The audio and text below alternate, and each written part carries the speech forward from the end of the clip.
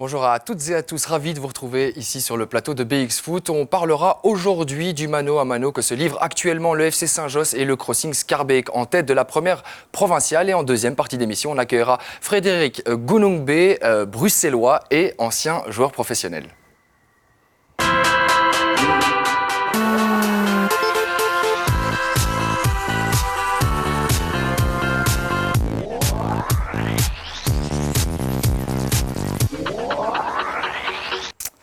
Et pour aborder le duel entre le Crossing Schaerbeek et le FC Saint-Josse, j'ai le plaisir d'accueillir en studio deux beaux gabarits, les deux gardiens respectifs des deux équipes, Sébastien Van den Eynde et Jacob Waite. Merci messieurs d'avoir accepté notre invitation. Alors Jacob, on commence avec vous, vous êtes le portier du FC Saint-Josse. Est-ce que vous vous attendiez à jouer les premiers rôles en première provinciale dès le mois de décembre ? Pas vraiment. Parce qu'on le rappelle, je vous coupe 2 petites secondes, mais c'est vrai que la saison dernière, vous avez terminé 9e seulement. Donc c'est un peu une surprise ou pas finalement ? À moitié. En début de saison, on visait le top 5. On a fait pas mal de transferts. Mais de là, en début de saison, on n'aurait jamais cru être premier à ce stade-ci de la saison. Et Sébastien, d'accord pour dire que le titre va se jouer entre ces deux formations ou est-ce que Stockel et XL peuvent encore jouer les troubles fêtes ?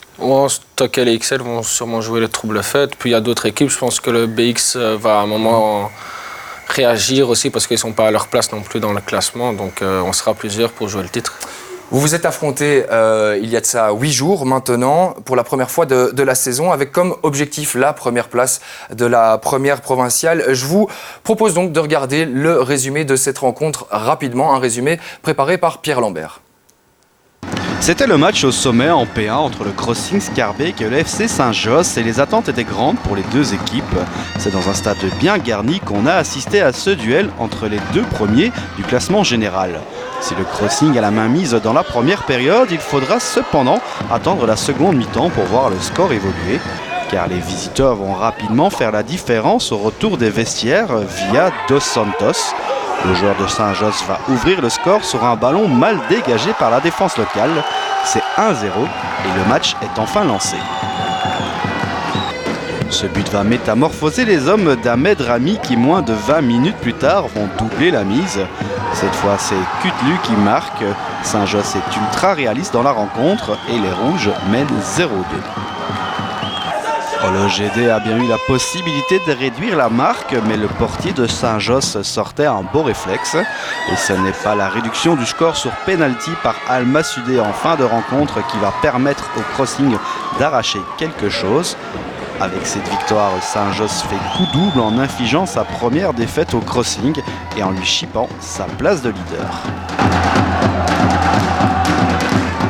Messieurs, maintenant que vous vous êtes affrontés, est-ce que vous pouvez me donner chacun la principale qualité de l'équipe adverse, une qualité qui permettrait à votre adversaire de devenir champion ? On va peut-être commencer par vous, Sébastien. Saint-Josse est un beau bloc qui est fort agressif et qui a gagné beaucoup de duels. À l'inverse, qu'est-ce qu'on pense du côté de Saint-Josse ? Clairement, la qualité individuelle. Je crois que du côté de Crossing ? Sur le plan individuel, le Crossing a la meilleure équipe tout simplement de la P1 et pourrait facilement jouer un cran plus haut. Alors, comme le titrait la capitale lundi dernier, grâce à cette victoire, Jacob, vous retrouvez le trône de la P1. Est-ce que vous pensez que ce succès peut vous donner un avantage psychologique pour la suite de la compétition ? Non, pas spécialement. En soi, on ne regarde pas spécialement le classement chez nous. Ce qu'on fait, c'est qu'on prend match par match. On prépare la semaine en fonction de l'adversaire et c'est tout, c'est match par match. Et on fera en sorte de rester là le plus longtemps possible. En face, Sébastien, je vous vois sourire. Comment le vestiaire a réagi après cette première défaite de la saison ? Ouais, c'était la première défaite. Après, on savait qu'on n'allait pas gagner non plus tous les matchs. Puis comme le coach a dit, c'est dans les moments difficiles comme ça qu'on deviendra champion ou pas. Puis voilà, quand on voit nos points, on est à 27 points sur 36. Je pense que c'est quand même un rythme de champion. Voilà, il y a Saint-Josse qui est devant. Ils font aussi une belle saison. On va se battre avec eux, il n'y a pas de souci. Justement, vous parlez du bilan. Vous avez de nouveau perdu 2 points ce week-end. Vous avez fait 2-2, c'est ça ? 2-2 à Stockel, oui, tout à fait. Est-ce que l'échec en championnat de la saison dernière est encore dans les têtes ? Non, je pense pas. Voilà, c'était un match assez compliqué à Stockel. On se déplaçait quand même chez le 3e. Après, voilà, il y a eu des faits de match qui ont été assez contre nous. Puis on termine à 10 pendant une demi-heure. On arrive quand même à égaliser. Donc au final, c'est quand même un bon point qu'on a été chercher à Stockel. Et pour la petite info, Saint-Josse a par contre gagné. Hein. C'était 3-0 face à Boisfort, c'est ça? C'est bien ça. Plutôt serein? Plutôt serein. Eh bien écoutez, on enchaîne parce que outre l'aspect sportif, on sait qu'il existe évidemment une belle rivalité, une saine rivalité entre vos deux clubs, entre vos deux présidents notamment. Écoutez ce qu'on en dit à ce propos. C'est toujours un match spécial. Celui-là qui dit que non, il ment. C'est un match spécial, c'est un derby. Les deux présidents, il y a cette petite rivalité. Aujourd'hui, c'est le nôtre qui a gagné. Très bien. Et voilà, c'est toujours un match important. Mais toutes les équipes, c'est important. Ça reste un match à 3 points, mais c'est un match différent. C'est un match un peu spécial. C'est une histoire de 2 amis déjà qui sont présidents. Et puis après, c'est deux présidents belgo-turcs. Donc voilà, il y a une certaine rivalité amicale. On a vu dans la presse cette semaine que voilà, il y avait beaucoup de camaraderie entre les deux. Mais néanmoins, il reste toujours une petite rivalité entre les deux équipes parce que c'est deux communes voisines, 2 clubs voisins, beaucoup de joueurs qui étaient chez nous, qui ont été chez eux et vice-versa.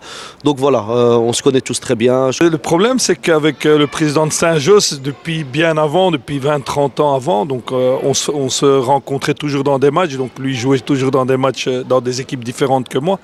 Et déjà là, c'était un peu chaud. Et maintenant, en tant que président, on est beaucoup plus calme. Mais bon, voilà, c'est 0-1 pour lui pour le moment. Et vous envoyez un petit SMS déjà pour un peu vous taquiner? Non, on s'est rencontrés là, je l'ai félicité, il m'a félicité en disant que tout va aller. Donc, comme j'ai dit dans les journaux cette semaine, hein, s'il y a 2 montants qui doivent être, je préfère monter avec mon ami le président de Saint-Josse que quelqu'un d'autre. Sébastien, vous n'avez pas été mis trop sous pression par votre président? Est-ce qu'il y avait une prime spéciale en cas de succès? Non, il n'y avait pas de prime spéciale. Après, c'est sûr que c'était un match différent des autres. C'était premier contre deuxième, c'était un petit derby. Après, voilà, c'était notre première défaite. C'était quand même pas évident à accepter. Et comme vous l'avez aussi ressenti comme ça, ce match-là, certes, c'était un derby, mais en plus de ça, c'était premier contre deuxième. Il y avait un vrai enjeu au classement. C'était le premier match, vraiment, où il n'y avait personne à motiver. On est tous arrivés, on savait ce qu'on avait à faire, et on l'a fait. Eh ben justement, ça a été aussi un match marqué par les supporters venus en nombre ce jour-là. On parle de plus de 600 personnes présentes dans le stade. Et pourtant, vous allez l'entendre en fin d'interview, ce n'est pas encore suffisant pour le président du Crossing, Erdal Sevic. On l'écoute. C'était magnifique. Franchement, pour un joueur, c'est vraiment agréable et super de jouer dans une atmosphère comme ça. C'est pour ces matchs qu'on joue. Et aujourd'hui, il y avait du public, il y avait du bruit, il y avait des tambours. J'ai fait toute une grosse partie de ma vie à Schaerbeek. J'ai entraîné ici pendant des années. J'ai joué ici en équipe première pendant 15 ans, je pense. Donc voilà, il y avait beaucoup d'amis, beaucoup de familles, des enfants de l'académie qui venaient aussi. Donc voilà, je savais qu'il allait y avoir beaucoup d'engouement, beaucoup de supporters pour nous aussi. Et voilà, ils se sont fait entendre et on était très contents et on les remercie chaleureusement. Le monde, de toute façon, si tu joues le haut du classement, on est une commune quand même de un peu plus de 120 000 habitants. Donc on n'a même pas beaucoup de monde pour moi. Donc c'est quand même une équipe qui a quand même joué en première nationale. Maintenant, on est occupé à essayer de développer cette équipe pour arriver en nationale, même en 3e. Normalement, il y a beaucoup de personnes qui aiment le football ici à Schaerbeek. Normalement, on doit avoir un peu plus de monde. Aujourd'hui, c'est vrai qu'il y avait du monde, mais pourquoi pas toutes les semaines avoir tout ce monde-là? Sébastien, cette ambiance, ça vous a rappelé votre belle époque au Martens ou quand même, il ne faut pas exagérer? C'est encore différent. Au Martens, c'était des supporters encore plus fervents qu'ici. Après, voilà, c'est vrai qu'il y avait une belle ambiance. Après, c'était des deux côtés. J'ai l'impression que même que Saint-Josse était plus que nous. Ouais. Jacob, pour terminer ce chapitre sur vos deux équipes, est-ce que vous êtes d'accord pour dire vous pouvez être champion si vous réalisez un 9 sur 9 avant la trêve hivernale? On rappelle, vous allez affronter XL, le Sporting Bruxelles et le Stade Éverrois. On peut, mais la saison est encore très très longue par la suite. C'est trop tôt pour le dire? Et pour moi, le championnat ne fait que commencer en janvier. Sébastien, dernier petit mot rapidement. Qu'est-ce qu'il faut faire pour être champion du côté du Crossing? Je pense que si on continue sur ce rythme, il n'y aura pas de souci. On doit encore affronter tout le monde. Il y a un deuxième tour. Et puis, ce n'est pas un sprint, c'est une course de fond. Donc, On est bien. Merci beaucoup, messieurs, d'être venus nous parler de votre saison. Bonne continuation, évidemment, pour la suite. On termine notre première partie d'émission avec les ambitions du FC Saint-Josse. Et ensuite, on accueillera ici même Frédéric Gounoumbé en plateau. Maintenant, on a gagné contre le premier. Nous, on vient le premier. Donc, tout le monde vient contre nous jouer avec l'Arne. Tout le monde veut gagner contre le premier du classement. Donc, ça va être difficile de rester là. Et le plus dur, il va venir. C'est attraper cette constance, parce que ça ne sert à rien de gagner contre le Crossing et après derrière trébucher. Donc je crois que toute l'équipe aujourd'hui sait qu'on a fait un pas important, mais qu'il faut continuer dans cette voie-là. Le truc, c'est que j'ai travaillé ici pendant 4 ans, je connais la plupart des joueurs, je savais comment ils étaient disposés, je connaissais les forces et les faiblesses de l'adversaire. C'était un très très gros avantage. Je ne pense pas que c'était l'équivalent de l'autre côté. Mais voilà, on est très contents. Comme je l'ai dit, premier maintenant, ce n'est pas le plus important. Il faudra être premier en fin de saison et pas maintenant en décembre. On prend, c'est bien, mais on va essayer de prendre match après match pour essayer d'être le plus haut possible en fin de saison. Frédéric, vous nous avez rejoint en plateau. Merci beaucoup d'avoir accepté notre invitation. Je suis hyper content de vous avoir ici sur BX Foot. Alors, avant de vous donner la parole, je dresse rapidement votre carte de visite. D'ailleurs, arrêtez-moi si je me trompe sur quelque chose, c'est important. Vous êtes né à Bruxelles, vous avez des origines béninoises, vous étiez un avant-centre gaucher, vous avez fait vos classes du côté d'Oderghem avant de partir jouer pour le Léopold.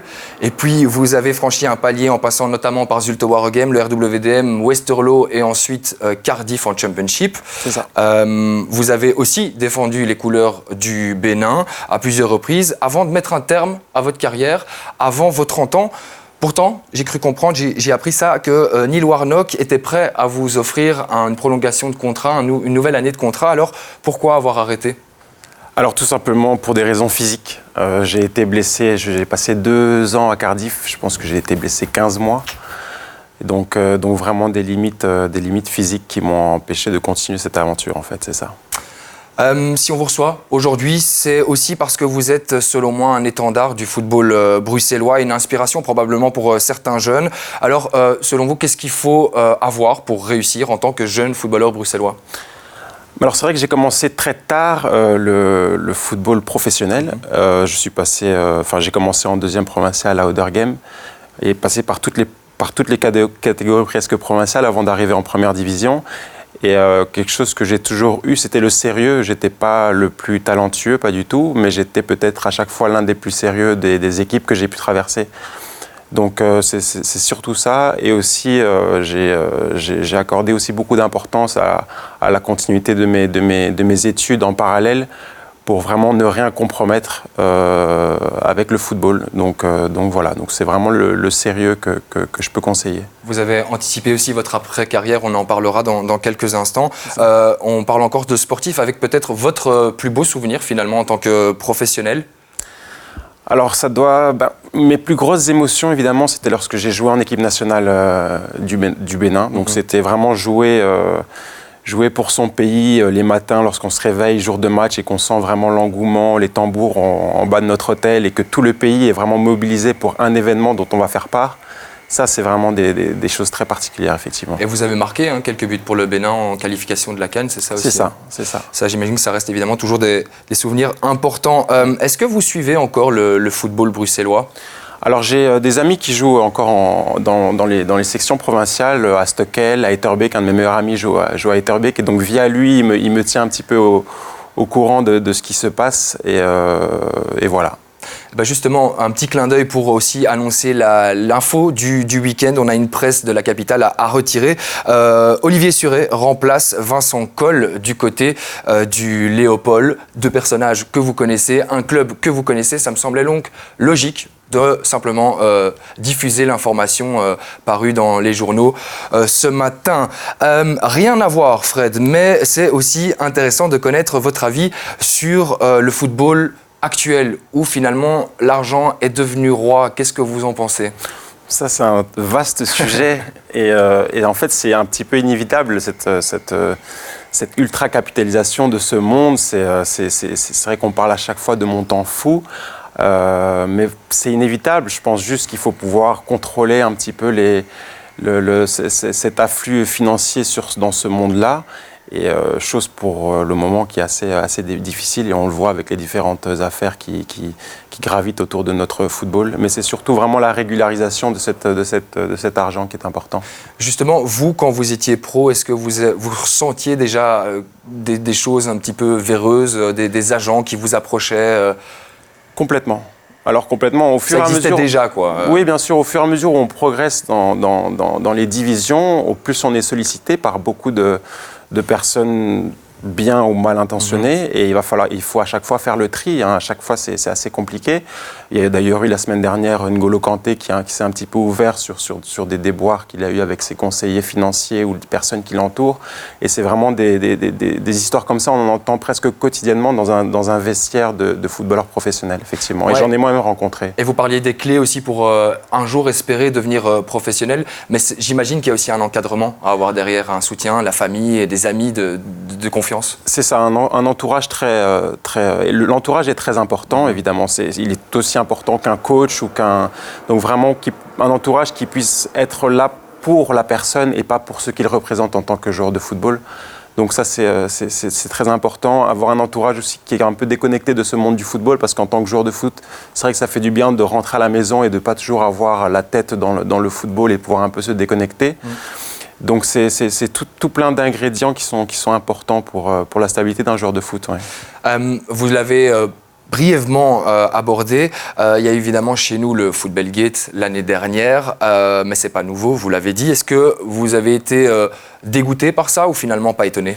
Pas surpris lorsqu'on évolue vraiment dans ce milieu-là. Hein. C'est vrai qu'il y a une politique un peu d'omerta autour de ces différents thèmes. Mais comme je l'ai dit, la clé c'est la régulation Et c'est encore ces possible. Activités. On n'est pas arrivé à un point de non-retour là où c'est déjà trop tard. Non, c'est pas possible. Je pense qu'aussi le fait que l'accès à la profession d'agent et la dérégularisation justement de cet accès n'a pas fait du bien, même si les principaux agents qui font part un peu de cette cette sphère ont leur diplôme, hein, mais c'est un sujet compliqué et je pense qu'il faut effectivement une régularisation de ce métier. Oui. Alors, est-ce que vous suivez, vous l'avez dit, vous suivez le foot bruxellois grâce à vos amis qui y jouent. Est-ce que vous suivez un petit peu le foot belge ? Oui, évidemment. Ok. Bruges champion, Anderlecht en play-off 2 alors ? Est-ce qu'on peut résumer ça comme ça, au terme de la 16e en fait, on peut ni l'un ni l'autre, parce qu'avec ce système de play-off, on ne va pas pouvoir dire que Bruges sera champion. Donc, on va, même s'ils sont bien partis, même si Clément travaille très très bien et c'est un groupe assez homogène. Et Anderlecht, on l'a vu hier soir, qui continue un petit peu à patauger. Mais j'aime beaucoup, lorsque j'entends l'interview de Compagnie hier après le match, c'est un projet à qui il faut vraiment donner la chance de vivre, parce que ça marge un petit peu avec ce monde du football où on est dans une dictature du résultat et lui demande du temps. Donc c'est un projet qui mérite sa chance. En même temps, on peut comprendre aussi les supporters qui ont pris l'habitude de voir le Sporting en tête du classement, qui tout doucement se pose de vraies questions. Sans Compagnie, je pense que ça aurait déjà pété. Sans Compagnie, ça n'aurait pas tenu un mois. C'est ça. Mais effectivement, on a à la tête de ce projet un personnage particulier, un personnage très intelligent, un personnage, je pense, un des meilleurs joueurs de football belge de l'histoire. Qui connaît aussi le club. Hein, qui connaît parfaitement le club, qui a côtoyé des gros entraîneurs aussi, et c'est la seule personne qui peut supporter une telle pression.